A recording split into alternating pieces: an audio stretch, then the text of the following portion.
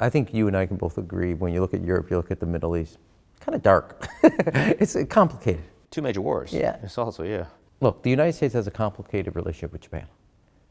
We have a complicated relationship with Korea. Japan and Korea have a complicated relationship. What stood out in Camp David were diplomacy, dialogue in the future, Trump, the past, kind of occupying and basically immobilizing leaders. And to President Biden's great credit, and I think this goes to not all politics is just local, it's also personal.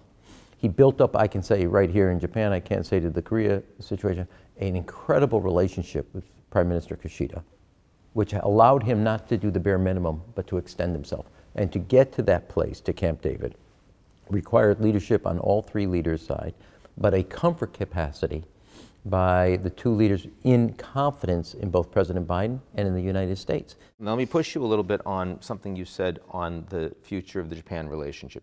You know, when Trump was president, he was pushing pretty hard on trade deficit. I just want to do deals. The strength of the alliance isn't necessarily so important. Now, he got along pretty well with Abe, but certainly I feel from my conversations with Japanese leaders that they are scared about 2024. I'm sure they tell you that too, privately. What do you say to reassure them? Well, I mean, I walked because there's an interest. And I look at that interest as so keenly aligned. And it's aligned not just because of China in the region, because of economic, diplomatic, and deterrence levels.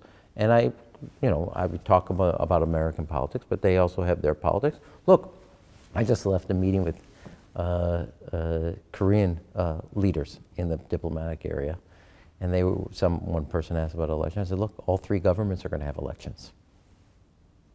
Nobody knows how that turns out. That said, that the strategic interests have consistency. The elections may fluctuate. I don't believe they will in the United States, but strategic interests align. Okay, so I would push back that the level of uncertainty in Japanese elections in the future is somewhat restrained compared to that of the United States. I suspect you agree with me? Yeah.